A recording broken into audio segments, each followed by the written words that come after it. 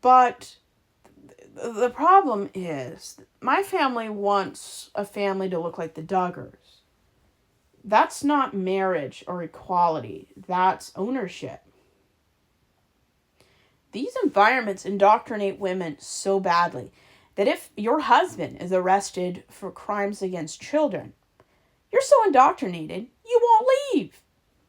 I mean, Anna Duggar hasn't divorced Josh. She believes that suffering for God is a godly quality or a womanly quality. Anyone with self-preservation would want to get away, like want to distance themselves to protect their own kids. But these environments brainwash women to the point they will stay with a child predator because that's what I signed up for in marriage. And religion teaches women that they're inferior. And if you went to a church where that wasn't the case, you're lucky.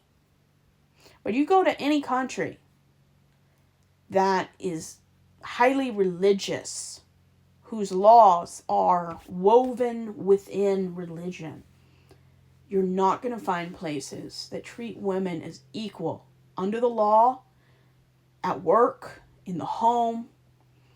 In America, marriage, there is no gender equality. Women on average do 17 more hours, I think, every 2 weeks. That's an extra month and a half of labor every year compared to what men do in the home without pay. Women will always do more domestic home labor. They will do more child care. They will do 2 shifts on average. One paid and one coming home and doing that. There is no such thing as gender equality in marriage. That is a myth. And if you're one of those people that somehow ironed it out and everyone does 50-50, that's not how marriage, is, according to the church, is supposed to work. My mother says that the husband disciplines, the wife is the nurturer. So basically, men don't have to take care of their own children. That's the kind of godly relationship my family believes in. That is toxic. That's sexist. But that's the kind of relationship Baptists, at least in the churches I've been in, function and expect of their own married couples. And why is this so damaging besides how women are viewed and how women view themselves? What happens if you're a person, let's say you're a man, you don't want to be married to a woman, or a woman doesn't want to be married to a traditional cis man? Well, that's not something that's ever discussed in these churches. I mean, I can imagine the look on their faces if you ever brought that conversation up in church.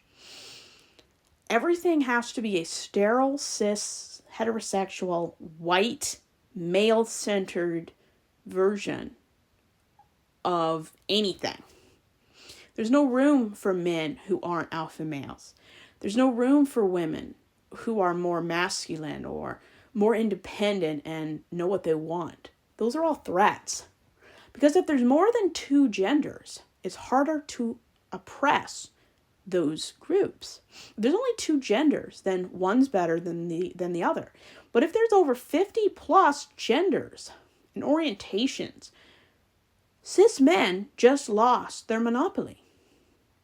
There's more than one group women can choose to procreate with, to have a life with, to partner with. If there are dozens of kinds of people out there,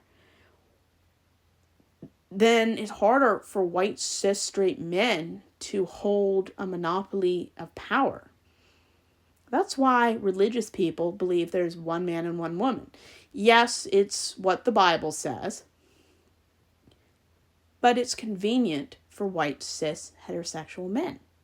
It's so convenient because there's less competition and you're either this or you're not. There's so many different possibilities that it's harder